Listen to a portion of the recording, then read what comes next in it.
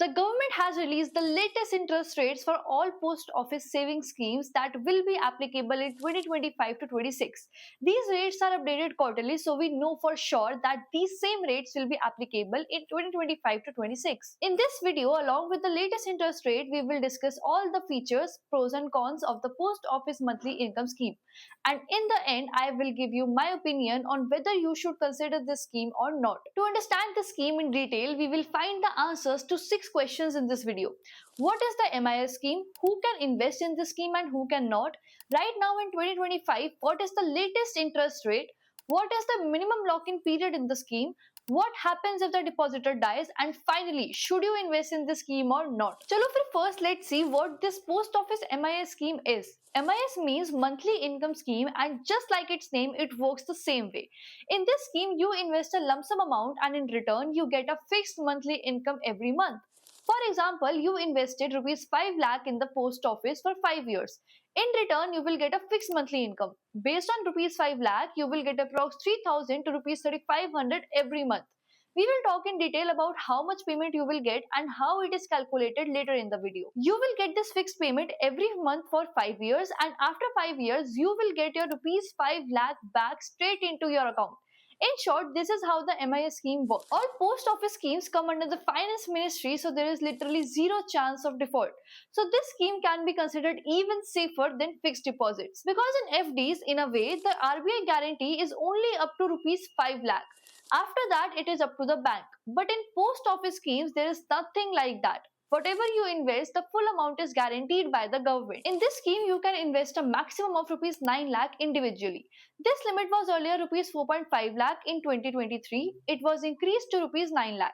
If you have a joint account, meaning with your wife or husband or with your parents, if you open a joint account and invest, then this limit becomes rupees 15 lakh. The minimum investment in this scheme starts from rupees 1500. You can open a joint account with anyone, but the max limit per person cannot be more than rupees 9 lakh. अब मान लो you opened one account in your name with a rupees 5 lakh investment and one with your spouse with a rupees 8 lakh investment, then your total will be considered rupees 9 lakh to rupees 5 lakh of your own and rupees 4 lakh from the joint account. You will not be able to invest more than this in your name. Now this is all fine, but who can invest in this scheme? Can everyone invest or are there some restrictions? As of now, only Indian citizens can invest in this scheme, so NRIs cannot invest in it. Plus, to invest in this scheme, your age must be more than 10 years. If it's less than 10 years, then parents or guardians can invest on behalf of the minor. But anyone above 10 years can invest in their own name. This is the data from the last 5 to 6 years. As you can see, in October 2017, the interest rate touched 7.5% once.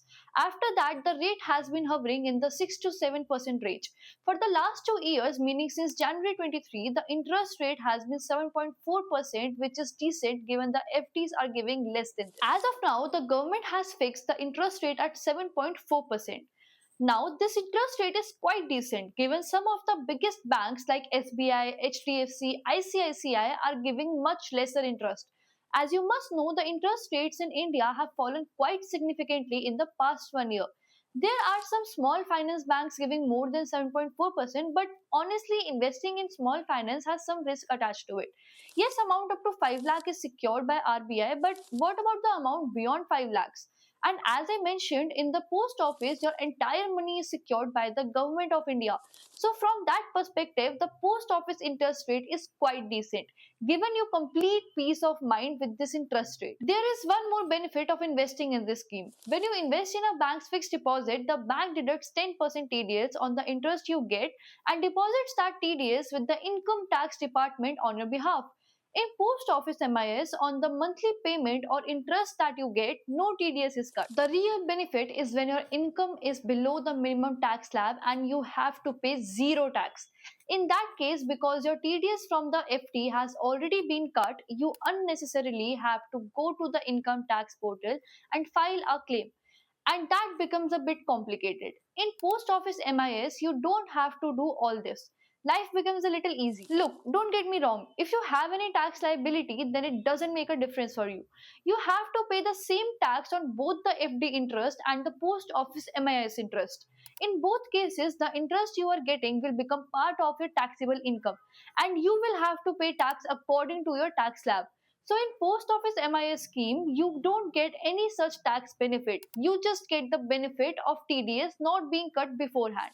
Many people also ask, but these post office interest rates keep changing. So will the interest we get also change with time? No, that is absolutely not the case. In this scheme, whenever you deposit, whatever the interest rate is at that time, that rate will get fixed for you. It won't be like your rate also keeps changing. So if you invest in it as of today, you will get 7.4% for the next 5 years. Next question is, what is the lock-in for this scheme? Look, talking about lock-in, you cannot withdraw money from this scheme before 1 year, meaning it is not allowed under any circumstances. You have to wait a minimum of 1 year. No premature withdrawal is allowed before 1 year. If you withdraw anytime between 1 and 3 years, you will have to pay a 2% penalty, 2% of the investment amount. So if you have invested rupees 2 lakh and you want to withdraw the money after 2 years, then you will have to pay a 2% penalty on this rupees 2 lakh, which is rupees 4,000. If you withdraw between 3 and 5 years, you will have to pay a 1% penalty. So that was about the lock-in. But in our country, there are some people who deposit money in this and then forget about it. So what will happen to their money? Look, some time ago, this scheme used to be for 6 years, but later it was changed to 5 years. If you do not withdraw your money even after 5 years, then for the next 2 years, your money will earn 3 to 4% simple interest. If you don't withdraw even after that, then you will stop getting even that 3 to 4% interest and your money will just sit there. Last question, what happens if the depositor dies? If it is a single account, then the account holder's nominee or legal heir will have to close the account. They can't continue the account. The nominee will get the entire principal plus whatever interest is due. In the case of a joint account, it is a little different. If one account holder dies and there were only two account holders in that joint account, then this joint account will be converted to a single account and the account will continue to operate in a similar fashion. So these are all the factual things. Now let's talk about the inside scoop. Should you invest in this scheme or not? Look here, if you only compare interest rates, you might feel that the interest is low. Some banks like small finance banks may be giving more than 7.4% for 5 years FDs. Other big banks like HDFC, SBI are also giving 6 to 6.5% interest. In this, if a senior citizen is investing, then these FD rates will be around 6.5 to 7.0%. So at these interest rates, post office MIS is a really good offering. If you are thinking of investing more than 5 lakhs, then the decision to invest in the post office MIS becomes fairly straightforward. Also, I understand that the interest rate isn't everything. There are some people who do not want to take any risk and would want a fixed monthly income. For such people, this scheme is a decent option. As per my opinion, instead of investing your entire corpus in this scheme, you can divide your corpus according to risk. Whatever corpus you want to allocate to super low risk, the post office MIS scheme can definitely be part of that. Lastly, let's see how to invest in this. You have to get its form from your nearest post office and fill it. You have to submit the form with two photos, ID proof and address proof. Your nominee will have to sign that form.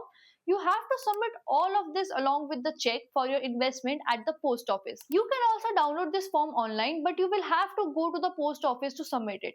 Tell me in the comments if you still have any doubts.